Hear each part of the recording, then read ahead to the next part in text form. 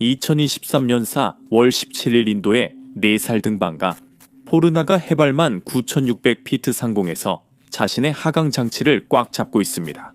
보조 산소 없이 3일을 보내자 그의 생각은 느려지고 손가락이 저리며 눈과 다리가 무거워졌습니다. 어려운 부분은 이제 끝났다고 생각했습니다. 마지막 20피트 하강만 남았고 그 후에는 베이스 캠프까지 부드럽고 긴 하이킹이 기다리고 있었습니다. 하지만 다음 3초 만에 모든 것이 잘못되었습니다.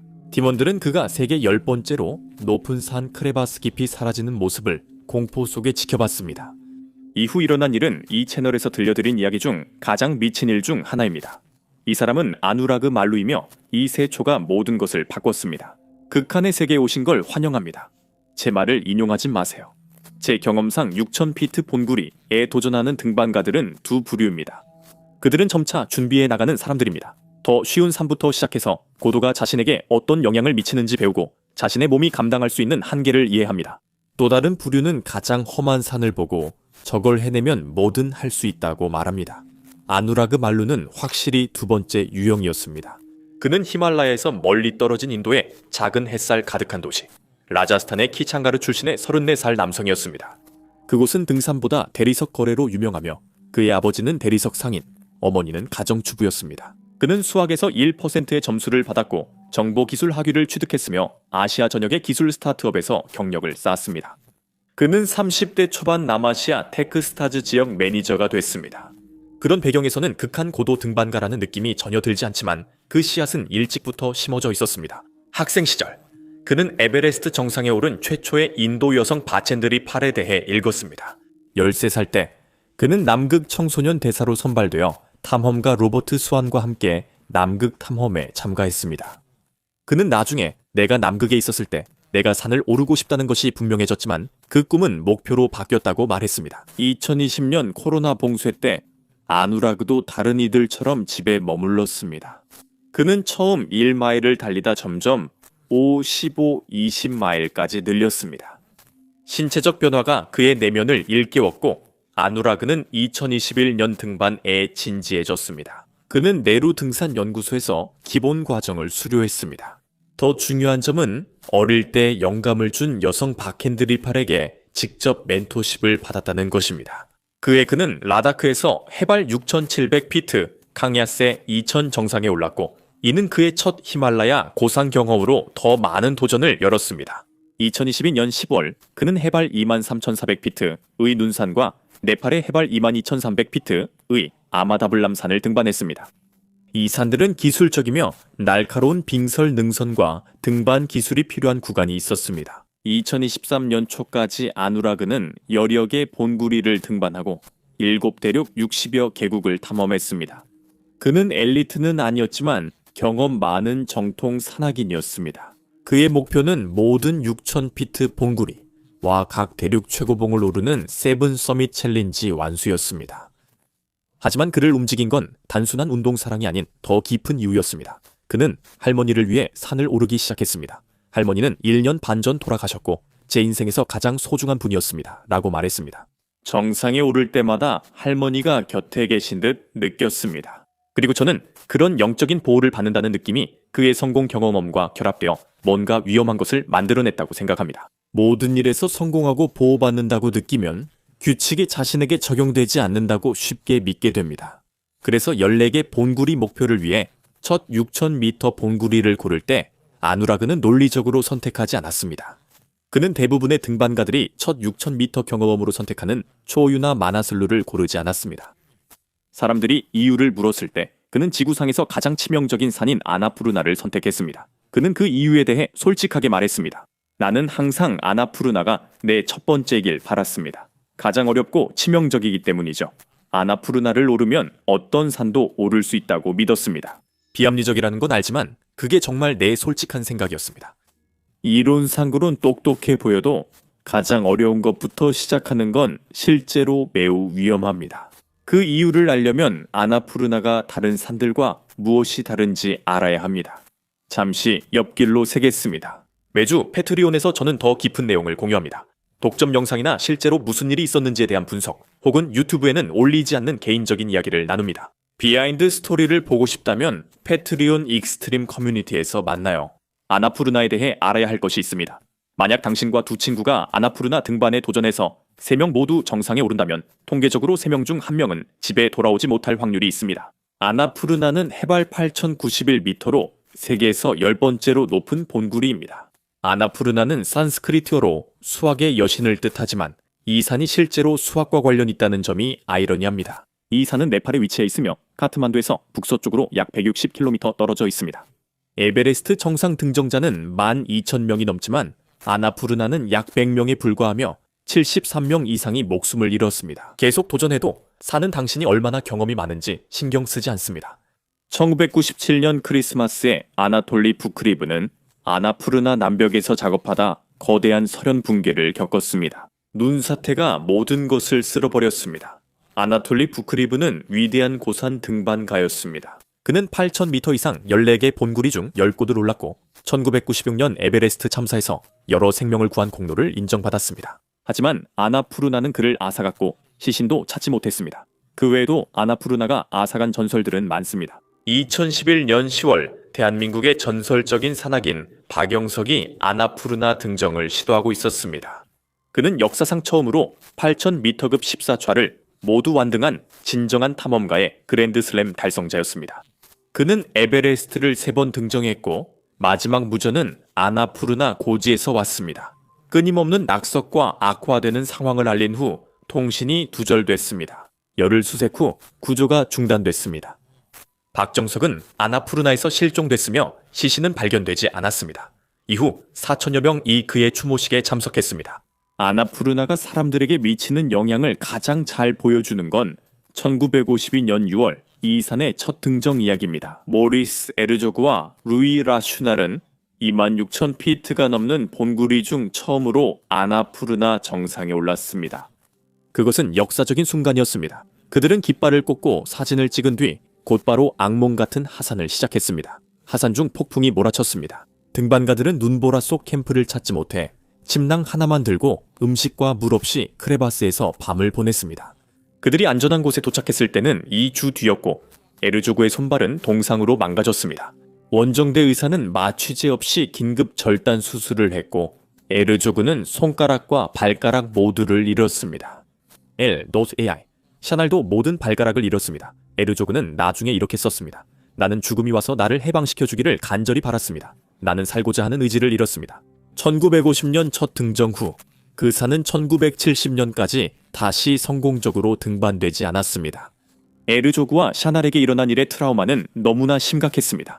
그 산의 명성도 너무나 두려워서 다시 시도해보려는 사람이 나오기까지 무려 20년이 걸렸습니다. 아나푸르나가 치명적인 이유는 여러 요인이 결합해 완벽한 위험을 만들기 때문입니다. 첫째, 아나푸르나의 지형이 있습니다. 45도에서 70도 사이로 기울어진 가장 가파른 경사면들, 산이 가질 수 있는 가장 불안정한 구간에 눈이 쌓이고 그 눈이 거기에 매달려 있다가 갑자기 쏟아져 내립니다. 둘째, 이 산에는 등반가들이 시록이라 부르는 거대한 불안정한 얼음 절벽이 위로 튀어나와 있습니다. 이 얼음 절벽들은 빙하 움직임에 따라 계속 위치가 변하고 무너질 때마다 눈사태로 아래를 쓸어버립니다. 대부분 6,000피트급 본구리는 위험이 한두 구간에 집중됩니다. 에베레스트에서 쿰부 아이스폴이 가장 위험합니다. 그 구간만 넘으면 눈사태 위험은 많이 줄어듭니다. 아나푸르나에서는 산 전체에 눈사태 위험이 있어 베이스 캠프를 떠나 돌아올 때까지 계속 위험에 노출됩니다. 이곳이 아누라그가 처음 선택한 6,000피트 본구리입니다. 그의 원정은 네팔 최대 등산 투어 업체 세븐 서밋 트랙스가 조직했고 수석 가이드는 치팔 셰르파였습니다. 다와 다이 셰르파와 함께 등반할 예정이었습니다. 정상 등정일의 아누라그는 대다수 등반가들이 선택하는 안나푸르나 노스페이스 루트로 오르려고 했습니다. 이 루트는 1950년 모리스 헤르조그의 첫 등정 때에 사용된 기본 경로와 같습니다. 이 루트에서 가장 위험한 곳은 캠프 2와 3 사이입니다. 아까 말한 돌출 얼음 절벽 기억나시죠? 예고 없이 무너지는 그 절벽 바로 아래로 직접 올라가야 합니다. 돌아갈 방법이 없습니다. 등반가들은 이 구간을 빨리 지나가며 아무것도 무너지지 않길 바랍니다. 이 산을 선택한 건 6,000피트 본구리 초보자에게 매우 위험한 결정이었습니다. 그리고 아누라그는 모든 것을 더 어렵게 만들 결정을 했습니다.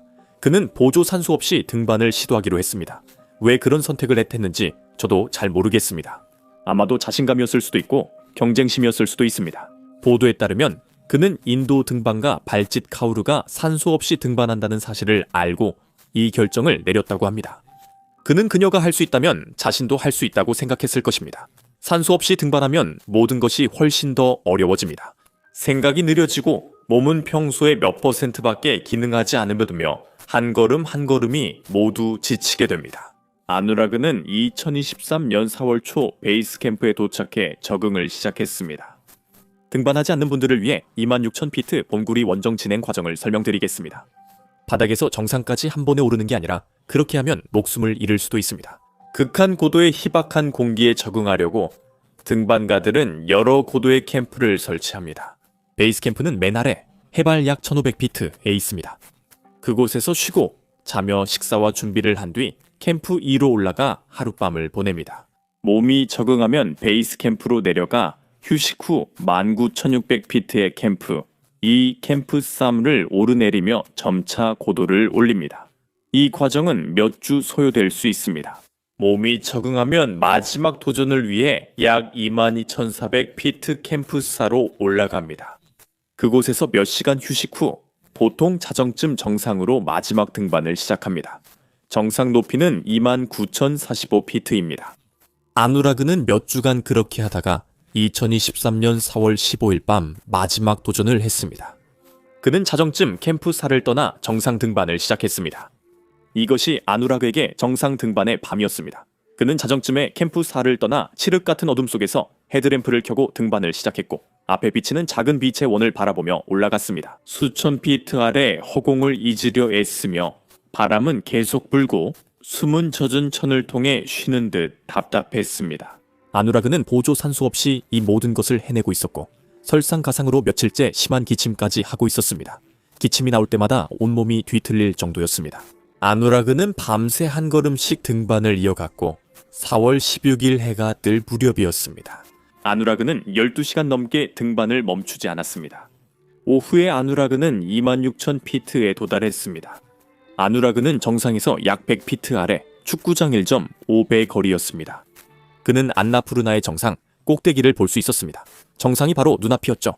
그는 곧 도달할 수 있었고 어쩌면 역사를 쓸 수도 있었습니다. 하지만 한 가지 작은 문제가 있었는데 아누라그의 움직임이 전혀 좋지 않았다는 점입니다. 밤새 그를 괴롭힌 기침이 해발 6,000피트에서 그를 망가뜨리고 있었습니다.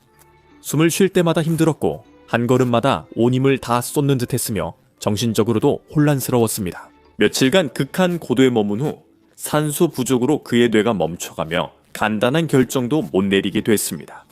마지막 구간을 오를 때 그의 생각은 진흙 속을 헤매드는 느리게 움직였습니다. 차팔 셰르파는 상부 경사면에서 아누라그를 보고 즉시 이상함을 감지했습니다. 그는 느리고 약하며 혼란스러워 보여 차팔이 무정의를 들었습니다. 아누라그 말루, 이건 위험합니다. 오후 5시에 정상에 오르면 어떻게 돌아올 건가요? 에너지가 필요합니다. 오후 1시 아누라그는 정상에서 500피트 떨어져 있었습니다.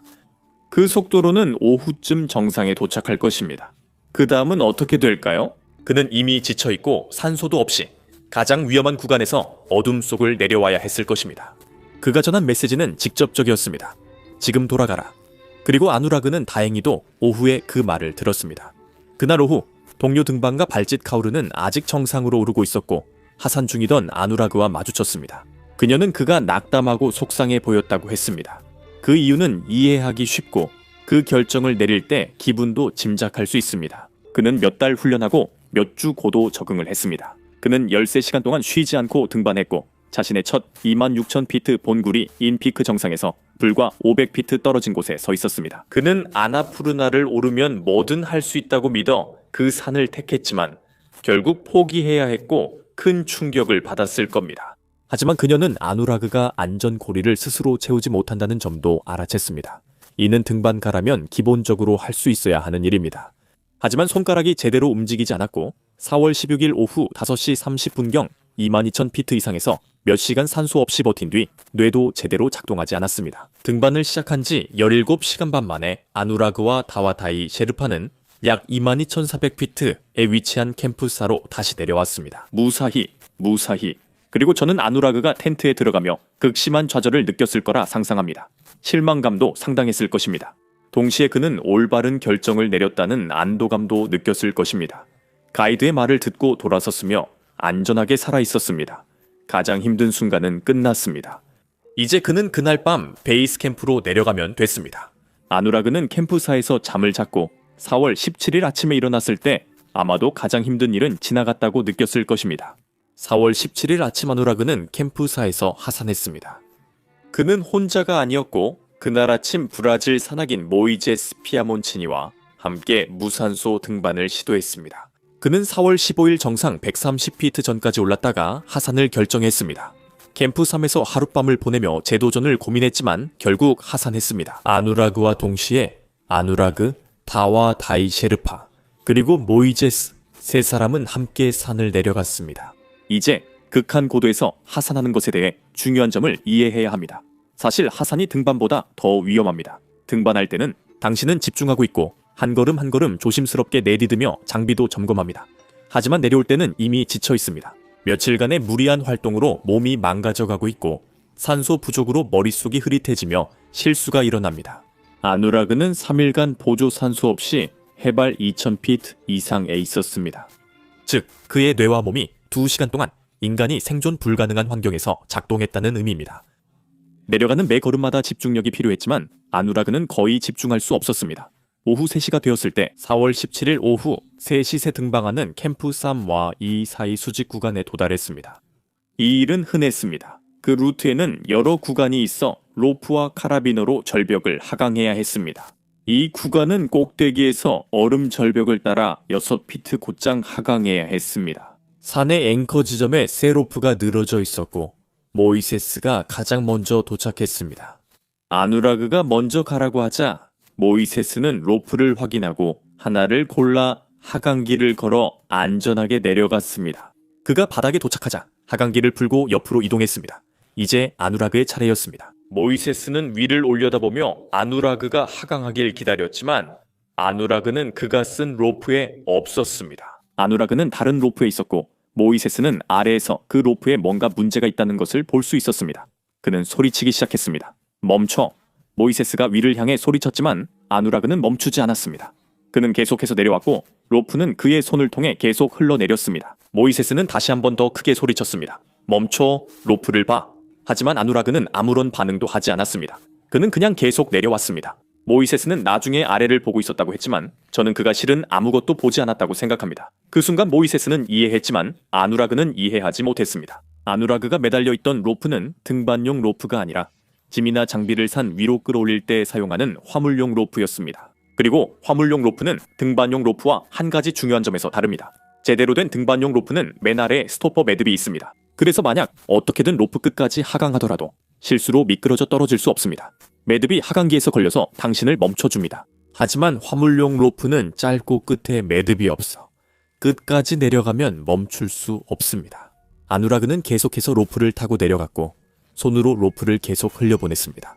그리고 절벽 중간쯤에서 로프가 끝나버렸고 아누라그는 눈 깜짝할 사이에 산꼭대기에서 떨어지고 말았습니다.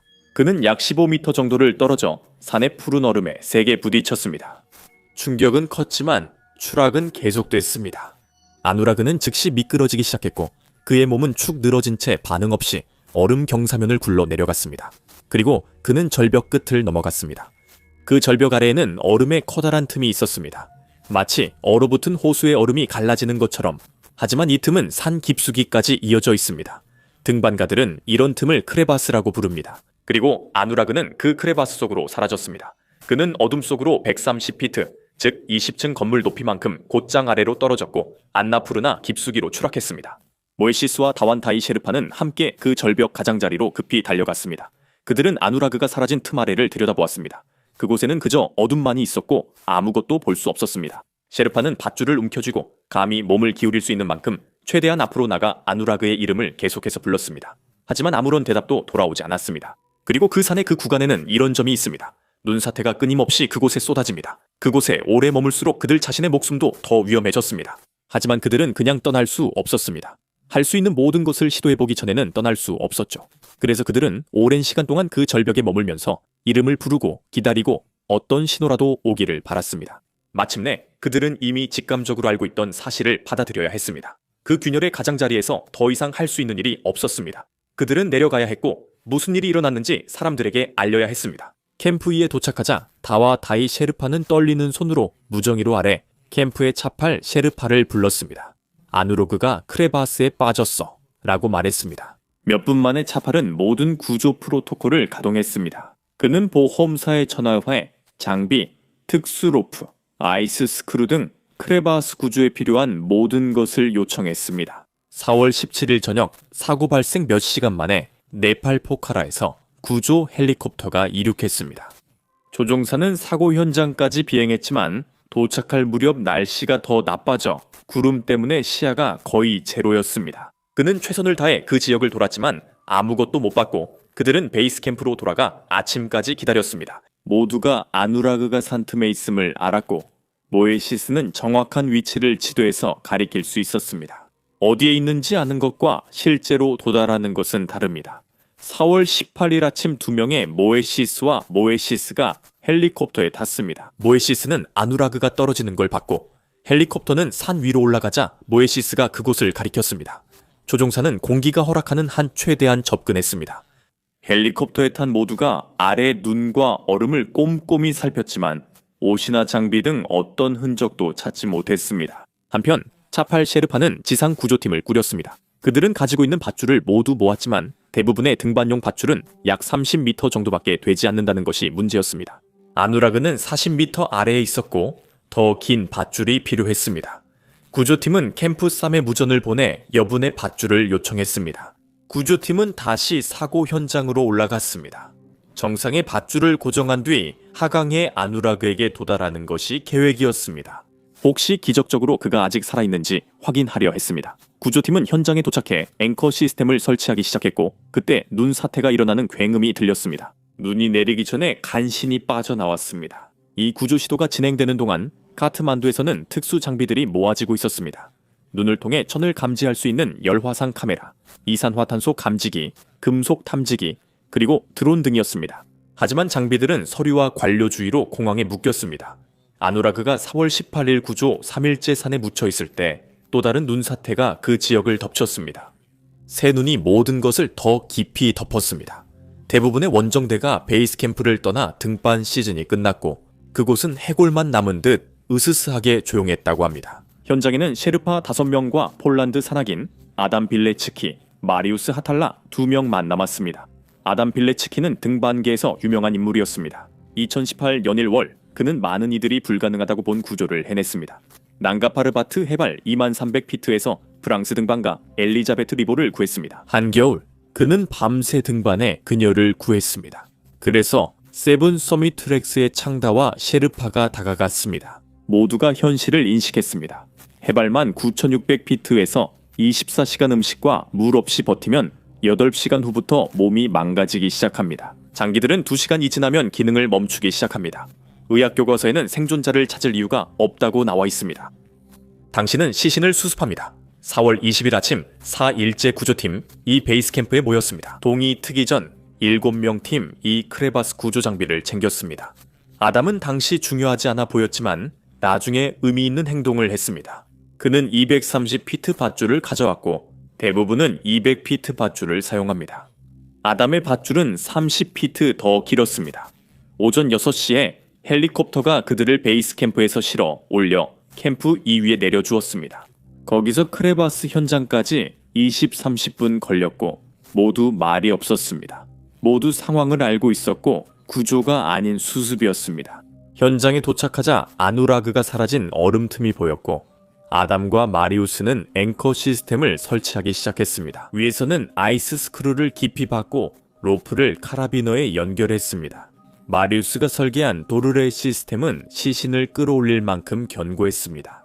아담은 로프에 카라비너를 걸고 가장자리에 서서 천천히 내려갔습니다. 어둠 속에서 로프가 손을 따라 흘러내렸습니다.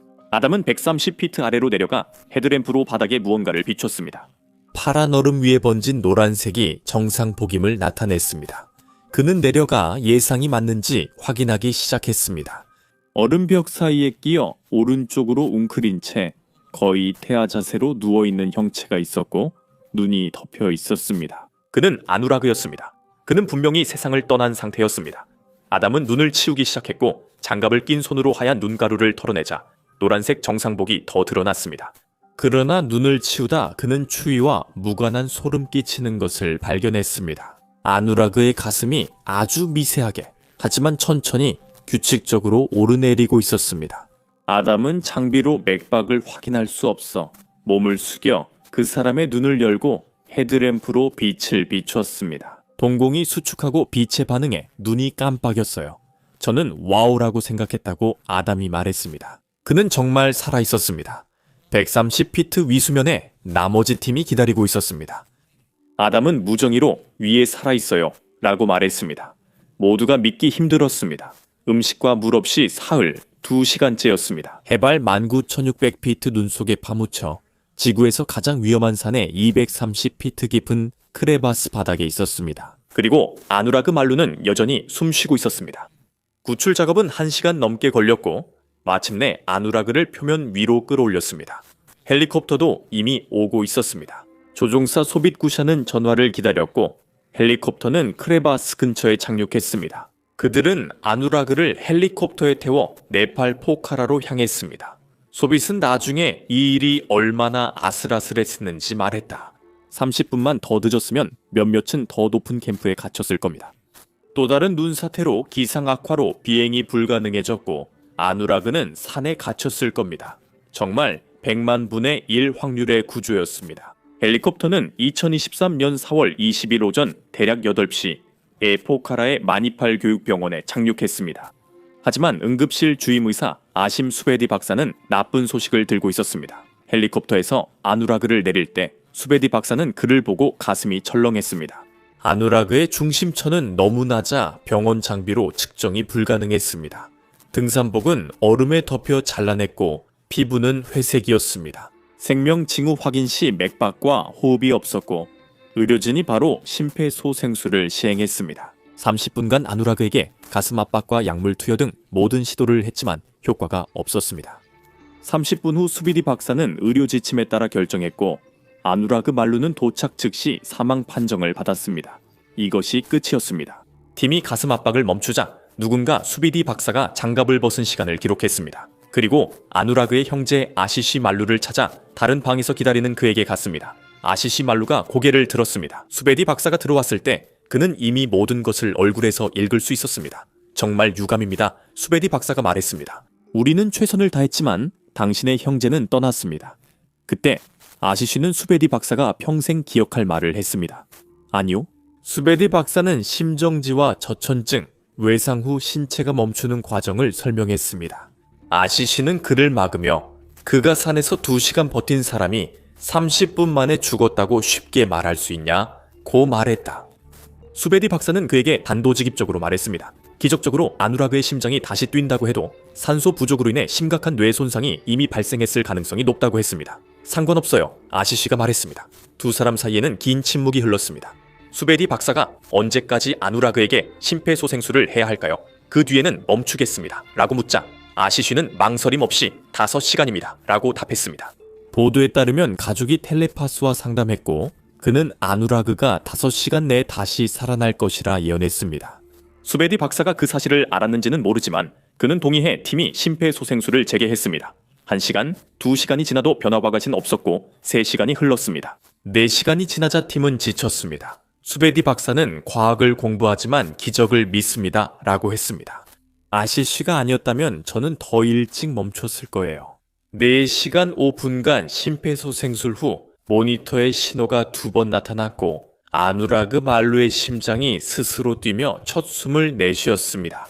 심장 모니터의 일정한 삐소리 외에는 방 안이 조용해졌습니다. 아무도 자신들이 보고 있는 것을 믿을 수 없었습니다. 수베디 박사는 수천 명의 환자를 진료하고 많은 사망을 선고했지만 지금은 한 남자가 다시 살아나는 모습을 보고 있었습니다.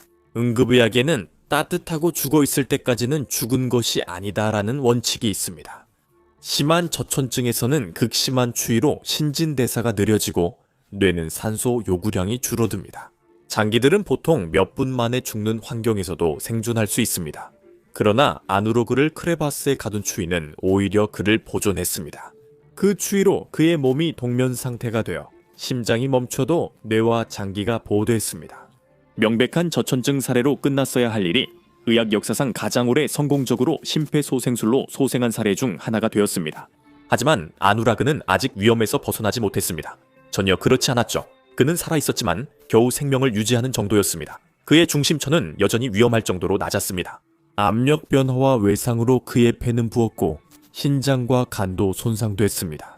그의 오른쪽 2시간 동안 얼음에 닿아있던 부위는 심각한 동상이었고 발은 새까맣게 변해돼 있었습니다.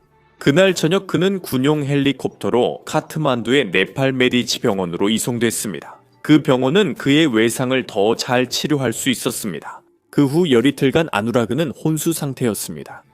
일부는 자연스러운 것이었고 일부는 의학적으로 유도된 것이었습니다.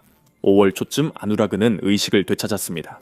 그는 눈을 뜨고 침대 옆에 앉은 형 아시시를 보았습니다. 아시시는 그 순간을 말로 표현할 수 없는 감정이었다고 했습니다. 아누라그는 내가 기억하는 건 크레바스에 빠진 것뿐이야 라고 했습니다. 나는 크레바스에서의 3일과 이번 초기 7, 8일의 기억을 잃어버렸습니다. 2023년 5월 11일에요. 앰뷸런스가 아누라그를 인도 최고 외상센터 에임스 델리로 이송했습니다. 여기서부터 진정한 회복을 위한 싸움이 시작되었습니다. 의사들은 손상 상태를 전면적으로 평가했는데 그 피해는 상당했습니다. 2023년 5월부터 9월까지 아누라그는 최소 7번의 대형 수술과 절단, 피부 이식 수술을 받았습니다. 전체 피부의 약 50%를 교체해야 했습니다. 하지만 놀라운 점은 산소 부족, 저천증, 그리고 4시간 동안 심장이 멈췄음에도 불구하고 아누라그의 뇌는 온전하게 남아 있었다는 것입니다. 그 자체로 기적이었습니다. 대부분은 그런 산소 부족 시 치명적 뇌 손상을 입습니다. 하지만 아누라그는 또렷하게 생각할 수 있었고 자신이 누구인지 기억할 수 있었으며 가족을 알아볼 수 있었고 그의 정신은 멀쩡했습니다. 문제는 그의 몸이 그렇지 않았다는 것이었습니다. 아누라그는 근육 기억을 모두 잃었습니다. 그는 다시 서고 걷는 것부터 계단 오르기, 포크로 먹기, 펜으로 이름 쓰기까지 모두 다시 배워야 했습니다. 처음 5개월 동안 그는 목에 삽입된 관 때문에 말을 못했습니다. 2023년 6월 13일 35번째 생일에도 아누라그는 중환자실에 있었습니다. 그는 몇 달 만에 처음으로 음성 메시지 녹음에 성공하며 여러분의 응원에 진심으로 감사드립니다 라고 약한 목소리로 말했습니다. 여러분의 응원이 없었다면 여기까지 올 수 없었을 겁니다. 저는 35번째 생일에 델리 중환자실에서 이 메시지를 보냅니다. 그는 이 날을 재탄생의 날로 불렀습니다. 회복은 대략 11월 23일까지 천천히 그리고 고통스럽게 계속되었습니다. 100일 후 아누라그 말루는 라자스탄 집으로 돌아갔습니다. 이제 그는 걷고 뛸 수 있지만 30m만 뛰어도 숨이 찹니다. 내부 장기는 모두 정상입니다. 그가 트라우마를 겪었음에도 체중을 회복했고 신체적 회복보다 더 놀라운 일이 있었습니다. 병원에서 100일을 보내는 동안 아누라그는 PTSD를 겪지 않았고 추락이나 얼음에 갇히는 악몽도 꾸지 않았습니다. 그는 이를 외상 후 성장이라 부르며 진짜 내 인생을 바꾼 건 이것이라고 말합니다. 이것들이 내 상처입니다. 이 상처들은 내 정체성의 일부이고 나를 나답게 만듭니다.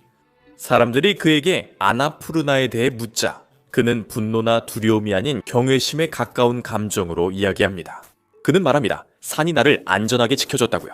눈사태와 얼어붙는 바람으로부터 얼음의 품에서 나를 보호해 주었고 결국 나를 집으로 돌려보내 주었습니다. 어머니 산이 나를 지켜주었습니다. 크레바스 대 고프로 영상은 아직 미공개입니다. 그는 2026년에 공개될 다큐멘터리를 위해 그 영상을 아끼고 있습니다.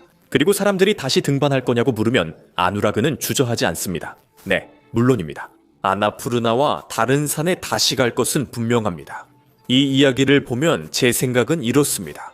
아누라그 말루는 불가능해 보이는 일련의 우연들 덕분에 살아남았습니다. 때로는 우리가 완전히 설명할 수 없는 이유들 때문이기도 했죠. 불가능해 보였던 우연들이 딱 들어맞았습니다. 동료가 로프를 보고 위치를 정확히 알렸습니다.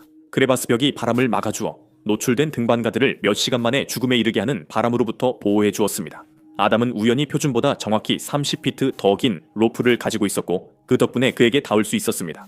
그의 형제는 사망 선고를 거부하고 의사들에게 치료를 계속 요청했습니다. 심폐소생술의 한 골이라도 끊겼다면 아누라그 말루는 아나푸르나 명단에 이름을 올릴 뻔했습니다. 전설을 죽인 그 산이 누군가를 집으로 돌려보내기로 했습니다. 저는 이성적인 사람입니다. 아누라그가 살아남으려면 모든 게 완벽히 맞아떨어져야 했다는 점에서 더 큰 힘이 작용했는지 아니면 단순한 우연인지 생각하게 됩니다. 여러분의 생각은 어떤가요? 댓글로 여러분의 생각을 알려주세요. 시청해주셔서 감사합니다. 다음 영상에서 뵙겠습니다. 당당하게 용감하게 살아가세요.